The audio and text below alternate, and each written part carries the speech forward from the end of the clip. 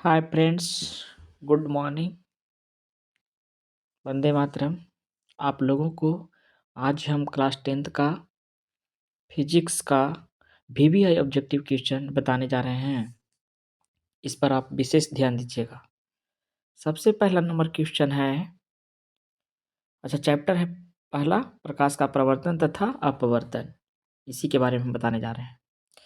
सबसे पहला number question है कि परावर्तन के नियम से क्या निर्धारित होता है। तो इसका सही आंसर होगा आपतन कोण बराबर परावर्तन कोण। आप लोग जानते भी होंगे कि प्रकाश के परावर्तन के दो नियम होते हैं। पहला आपतन कोण बराबर परावर्तन कोण और दूसरा होता है आपतन कोण आपतित किरण, परावर्तित किरण तथा आपतन बिंदु पर डाला गया विलंब तीनों एक ही तल में होते हैं। तो इसका सही आंसर हो जाएगा आपतन कोण बराबर परावर्तन कोण। नेक्स्ट क्वेश्चन है कि प्रकाश तरंग का उदाहरण है। प्रकाश किस तरंग का उदाहरण है? इसका सही आंसर हो जाएगा प्रकाश विद्युत चुंबकीय तरंग का उदाहरण है। प्रकाश किस तरंग का उदाहरण है? प्रकाश विद्युत चुंबकीय तरंग का उदाहरण है। तो दूसरा का सही आंसर हो जाएगा बी, विद्युत चुंबकीय तरंग का उदाहरण है। नेक्स्ट क्वेश्चन है, दर्पण के सामने किसी भी दूरी पर स्थित वस्तु का प्रतिबिंब सीधा प्रतीत होता है तो वह दर्पण है। तो इसका सही आंसर होगा या तो समतल अथवा उत्तल, या तो समतल अथवा उत्तल। ध्यान दीजिए विद्यार्थी जी, समतल दर्पण और उत्तल दर्पण दोनों ऐसे दर्पण है जिसमें हमेशा काल्पनिक एवं सीधा प्रतिबिंब बनता है। काल्पनिक एवं सीधा प्रतिबिंब बनता है। तो तीसरा का सही आंसर हो जाएगा डी। नेक्स्ट क्वेश्चन ध्यान दीजिएगा। नेक्स्ट क्वेश्चन है निम्नलिखित में किस माध्यम में प्रकाश की चाल सबसे अधिक होती है। तो याद रखिएगा, प्रकाश की चाल सबसे अधिक होता है निर्वात में। तो इसका सही आंसर होगा ऑप्शन नंबर डी, निर्वात में। क्या होगा? निर्वात में। निर्वात में प्रकाश की चाल होता है 3 गुना 10⁸ मीटर प्रति सेकेंड। निर्वात में प्रकाश की चाल कितना होता है? 3 गुना 10⁸ मीटर प्रति सेकेंड।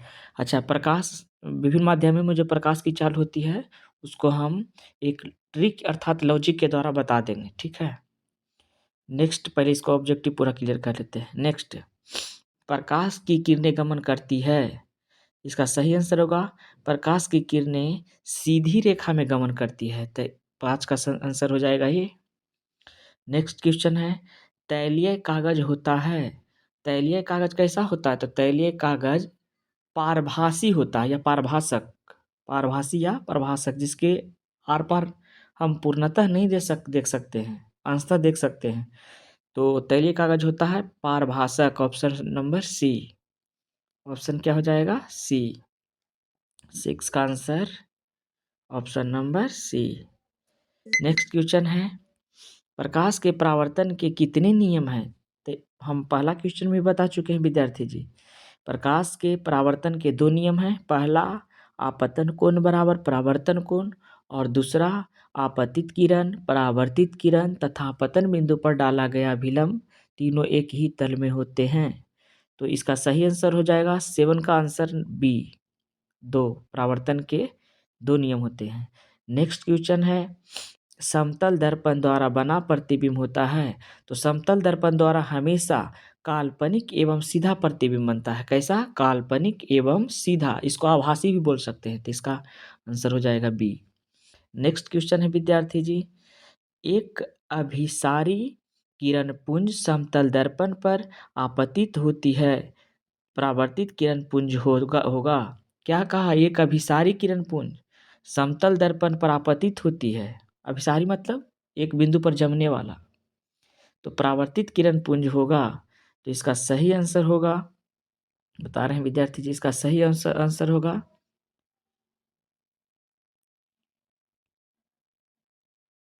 एक अभिसारी किरण पुंज समतल दर्पण पर आपतित होती है तो परावर्तित किरण होगा। तो इसका सही आंसर होगा अभिसारी, अर्थात option number B. Option number B,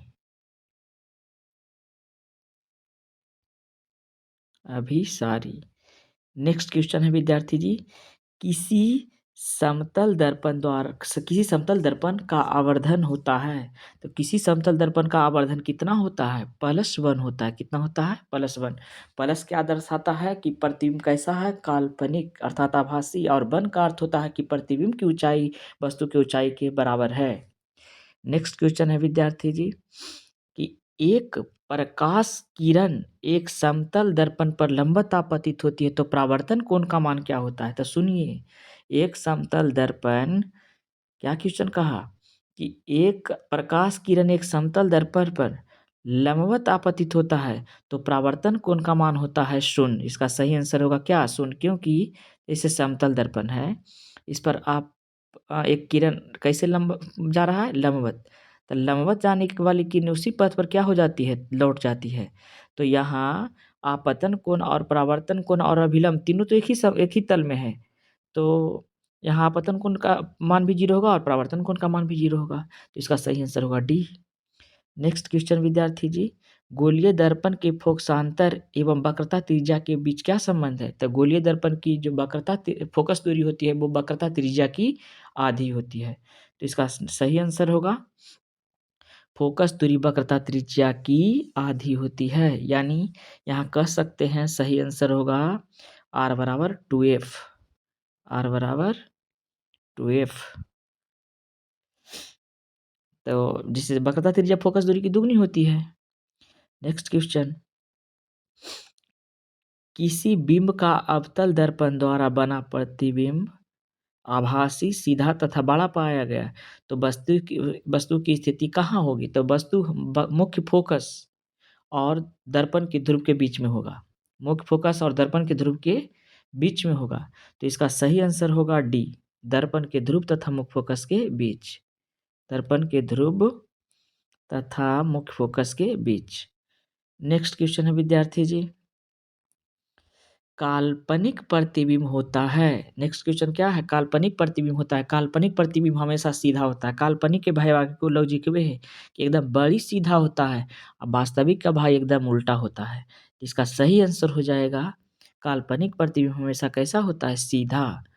इसका सही आंसर हो जाएगा A, option number A. Next question है, सरल सूक्ष्मदर्शी में किसका उपयोग होता है? तो याद रखिए, सरल सूक्ष्मदर्शी में उत्तल लेंस का उपयोग होता है। किसका विद्यार्थी जी? उत्तल लेंस का, अर्थात option number D. Next question है कि हजामत के लिए किस दर्पण का उपयोग होता है? तो हजामत के लिए हमेशा अवतल दर्पण का उपयोग किया जाता है। किस दर्पण का? अवतल दर्पण, ऑप्शन नंबर ए। इसी के द्वारा डॉक्टरों द्वारा नाक, कान, गला इत्यादि को भी देखा जाता है। अवतल दर्पण को हजामती दर्पण भी कहा जाता है। अवतल दर्पण का उपयोग मोटर गाड़ी के हेडलाइट या सर्च लाइट में भी किया जाता है। Question number 16। इसके बाद नेक्स्ट क्वेश्चन है 17। सर्च लाइट का परावर्तक सतह कैसा होता है? तो याद रखिए, सर्च लाइट का परावर्तक सतह अवतल होता है। कैसा होता है जी? अवतल। तो इसका सही आंसर हो जाएगा option number B.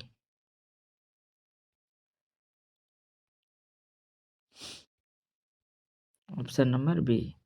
Next question है कि दंत विशेषज्ञ किस दर्पण का उपयोग मरीजों के दांतों को बड़ा देखने के लिए करता है?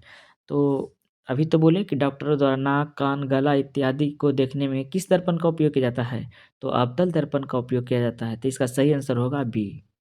नेक्स्ट क्वेश्चन है, एक प्रयोग में अवतल दर्पण द्वारा किसी बिंब का प्रतिबिंब एक पर्दे पर प्राप्त किया जाता है।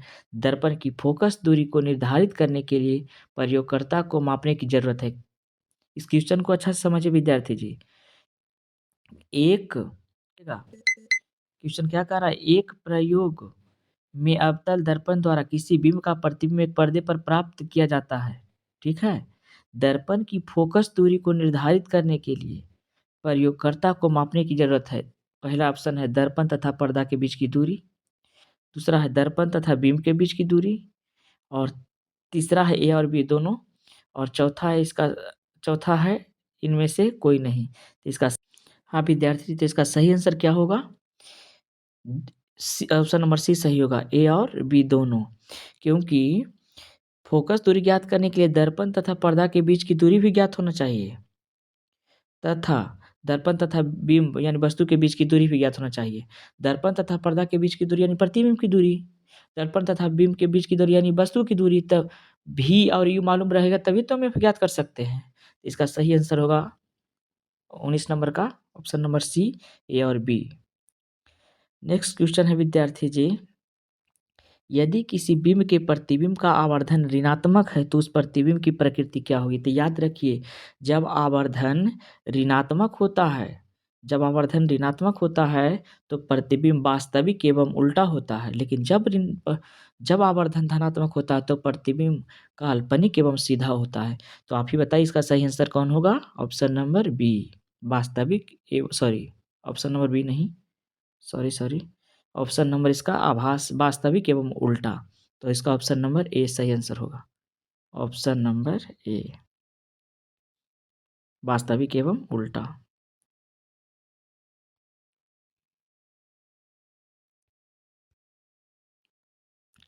नेक्स्ट क्वेश्चन है विद्यार्थी जी, निम्नलिखित में से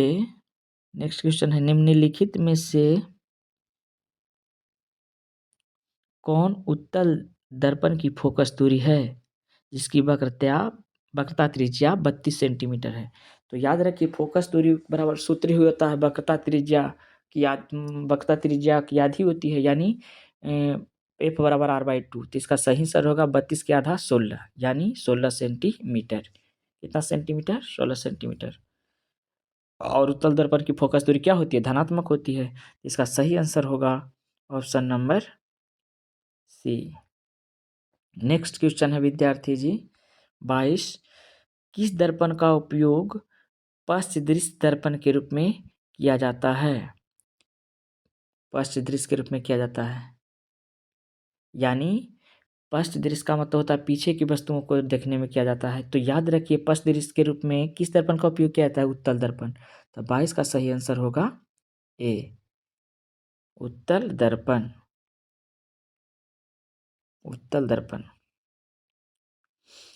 नेक्स्ट क्वेश्चन है विद्यार्थी जी, नई कार्तीय परिपाटी के अनुसार दर्पण के सामने रखे गए बिंब की दूरी ली जाती है। दर्पण के सामने रखे गए बिंब की दूरी जाती है, तो याद रखिए, वस्तु की दूरी हमेशा ऋणात्मक होती है। वस्तु की दूरी हमेशा क्या होती है? ऋणात्मक होती है। तो इसका सही आंसर होगा ऑप्शन नंबर बी, ऋणात्मक। नेक्स्ट क्वेश्चन है विद्यार्थी जी, निम्नलिखित में से किस दर्पण की फोकस दूरी धनात्मक होती है? तो इसका सही आंसर होगा उत्तल दर्पण। कौन दर्पण? उत्तल दर्पण। उत्तल दर्पण की फोकस दूरी हमेशा धनात्मक होती है।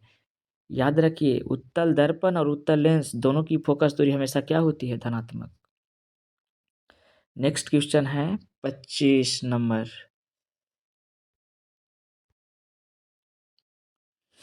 25 नंबर क्वेश्चन ध्यान दीजिएगा, किसी कार के अग्रदीप में प्रयुक्त दर्पण निम्नलिखित में से कौन से हैं? तो किसी कार के अग्रदीप मतलब जो हेडलाइट होता है, जो मेन लाइट होता है, उसमें कौन सा दर्पण लगा रहता है?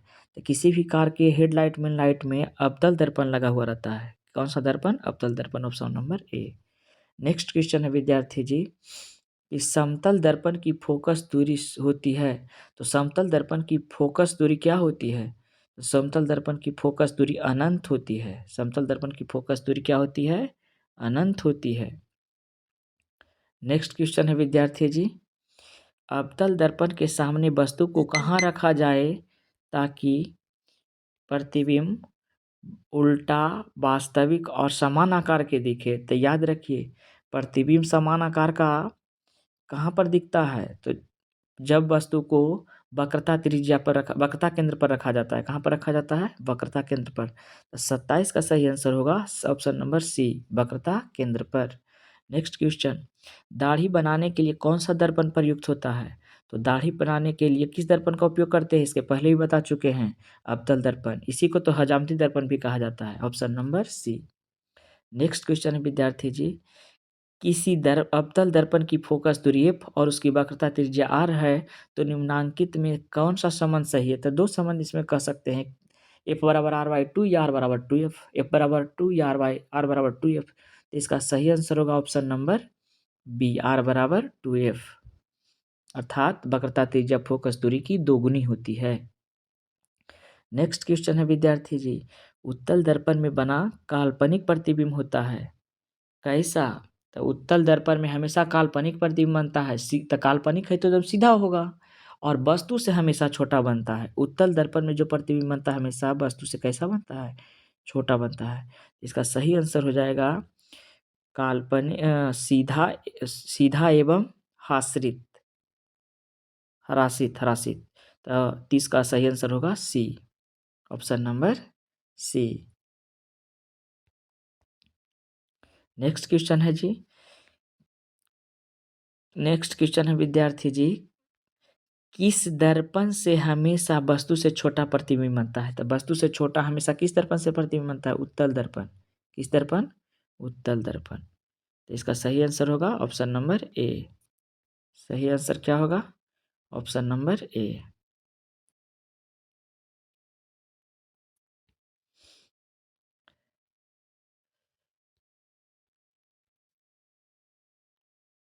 नेक्स्ट क्वेश्चन है विद्यार्थी जी, अवतल दर्पण की फोकस दूरी होती है, तो अवतल दर्पण की फोकस दूरी क्या होती है? ऋणात्मक। इसका एक लॉजिक है कि अवतल दर्पण रहे या चाहे अवतल लेंस रहे, दोनों की जो फोकस दूरी होती है वो क्या होती है? ऋणात्मक होती है, ऑप्शन बी। गोलीय दर्पण परावर्तक पृष्ठ की वृत्ताकार सीमा रेखा क्या कहलाता है? क्या कहा क्वेश्चन? गोलीय दर्पण की परावर्तक पृष्ठ की वृत्ताकार सीमा रेखा व्यास कहलाता है, तो इसको द्वारक कहा जाता है। इसका सही आंसर होगा 33 नंबर का सही आंसर होगा क्या?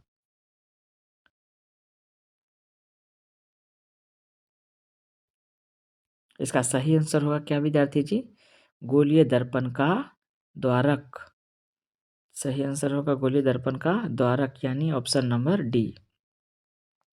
नेक्स्ट क्वेश्चन विद्यार्थी जी, दर्पण का सूत्र है, दर्पण का सूत्र है 1/v प्लस 1/u बराबर 1/f, ऑप्शन नंबर ए। और वही लेंस का कहता था 1/v माइनस 1/u बराबर 1/f। क्वेश्चन नंबर 35, एक गोलीय दर्पण की फोकस दूरी प्लस 20 सेंटीमीटर हो, तो यह गोलीय दर्पण कैसा है? तो 20 सेंटीमीटर से हमको कोई मतलब नहीं है, देखना है कि फोकस दूरी क्या है, धनात्मक है कि ऋणात्मक। तब फोकस दूरी धनात्मक होता है किस दर्पण का? फोकस दूरी धनात्मक होता है उत्तल दर्पण का, तो उत्तल दर्पण इसका सही आंसर होगा। नेक्स्ट क्वेश्चन है कि किस दर्पण की फोकस दूरी चिन्ह परिपाटी के अनुसार ऋणात्मक होती है? तो अवतल दर्पण की फोकस दूरी चिन्ह परिपाटी के अनुसार क्या होती है? ऋणात्मक होती है, क्योंकि यह चिन्ह परिपाटी के अनुसार ध्रुव से बाईं ओर की दूरी है, बाईं ओर की दिशा में मापी गई दूरियां हैं। तो इसका सही आंसर होगा option number B. Next question विद्यार्थी जी, 37 नंबर, अवतल दर्पण में आवर्धित काल्पनिक प्रतिबिंब बनाने के लिए वस्तु को कहाँ रखा जाना चाहिए? बार फिर से क्वेश्चन रिपीट हो गया। तो इसका सही आंसर होगा ध्रुव और मुख्य फोकस के बीच, यानी ऑप्शन नंबर ए सही होगा, फोकस और ध्रुव के बीच, option number A. Next question है विद्यार्थी जी कि 38 नंबर, निम्नलिखित में से किस दर्पण द्वारा किसी वस्तु का आभासी प्रतिबिंब मिल सकता है? किस दर्पण द्वारा आभासी प्रतिबिंब मिलता है? तो याद रखिए, आभासी प्रतिबिंब समतल दर्पण द्वारा भी बनता है, उत्तल दर्पण द्वारा भी बनता है और अवतल दर्पण द्वारा भी बनता है। भले अवतल दर्पण द्वारा एक ही स्थिति में बनता है, लेकिन अवतल दर्पण द्वारा भी काल्पनिक अर्थात आभासी प्रतिबिंब बनता है। तो इसका सही आंसर होगा ऑप्शन नंबर डी, अर्थात इनमें से सभी।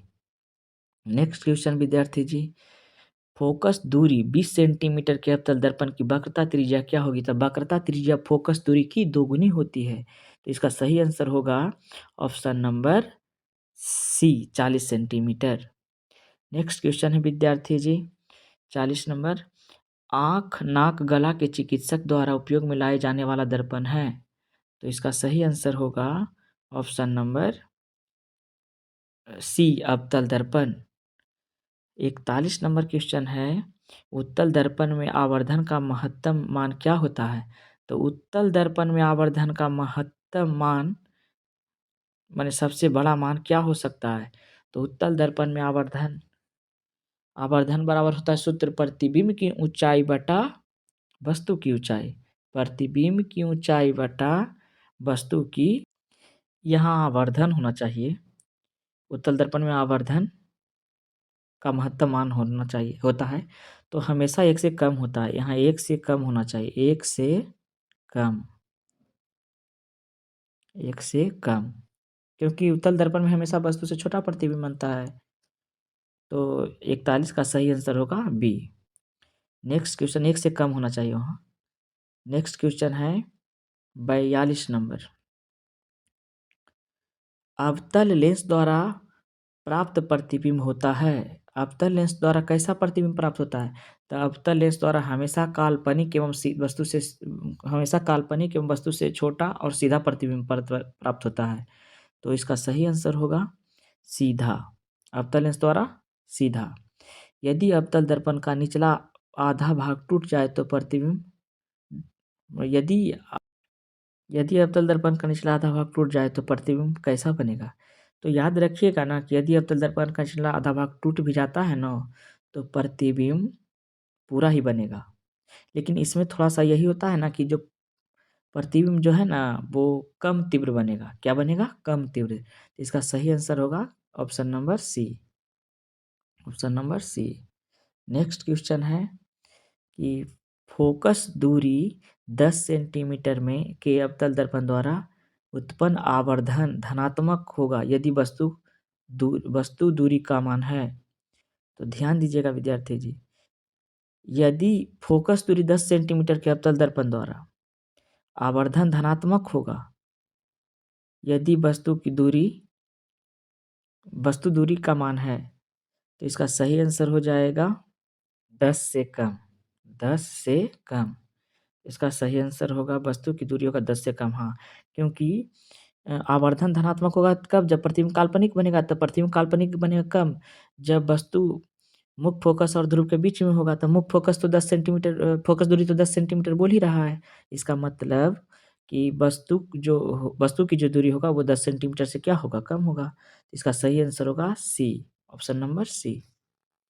नेक्स्ट क्वेश्चन है विद्यार्थी जी, फोकस से ध्रुव की ओर जाने पर अवतल दर्पण में आवर्धन का मान क्या होता है? ध्यान देने वाली बात है कि फोकस से ध्रुव की ओर जा रहे हैं, तो अवतल दर्पण में आवर्धन का मान क्या होगा? फोकस से ध्रुव की ओर जा रहे हैं तो अवतल दर्पण का आवर्धन बढ़ता है। क्या होता है? बढ़ता है, क्योंकि प्रतिबिंब काल्पनिक सीधा वस्तु से बड़ा बनता है। तो इसका सही आंसर होगा ऑप्शन ए, बढ़ता है। नेक्स्ट क्वेश्चन है, एक अवतल दर्पण के प्रधान अक्ष पर चलती चींटी का प्रतिबिंब सीधा तथा बढ़ता जा रहा है। चींटी की गति किस दिशा में? देखिए कह रहा है प्रतिबिंब सीधा है। तो सीधा होगा कब? जब प्रतिबिंब बस वो जो चींटी होगा वो मुख्य फोकस और ध्रुव के बीच में होगा, उसमें भी बोला बढ़ता जा रहा है। इसका मतलब जो चींटी है वो क्या कहाँ से कहाँ और जा रहा है? इसका आंसर सही होगा फोकस से ध्रुव की ओर। किस ओर जा रहा होगा? फोकस से ध्रुव की ओर। इसका सही आंसर हो जाएगा ऑप्शन नंबर बी, फोकस से ध्रुव की ओर।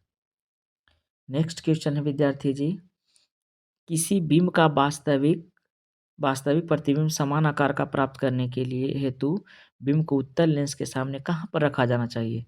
तो वक्रता केंद्र पर। कहाँ पर? वक्रता केंद्र पर। तो सही आंसर होगा इसका option number B. Next question है विद्यार्थी जी, एक उत्तल लेंस होता है एक उत्तल लेंस होता है बीच एक उत्तल लेंस में क्या होता है? बीच का भाग मोटा होता है और दोनों किनारा पतला होता है। तो किनारों की अपेक्षा बीच में मोटा। तो सही आंसर होगा किनारों की अपेक्षा बीच में मोटा। Option number C. Option number C. Next question है, किस लेंस के द्वारा सिर्फ काल्पनिक प्रतिबिंब बनता है? तो इसका सही आंसर होगा उत्तल लेंस भी और उत, किस लेंस ने बोला? तो सॉरी, इसका सही आंसर होगा अवतल लेंस। 49 का सही आंसर होगा अवतल लेंस। कौन सा लेंस? अवतल लेंस।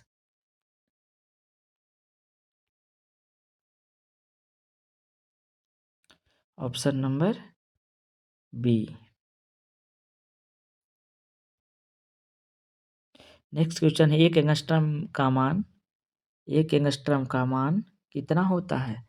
तो एक एंगस्ट्रम का मान जो होता है ना, वो 10 के पावर माइनस 10 मीटर के बराबर होता है। 10 के पावर माइनस 10 मीटर के बराबर होता है। तो आज हम 50 क्वेश्चन क्लियर कर चुके हैं, बाकी क्वेश्चन कल करेंगे, ठीक है। Thanks for watching.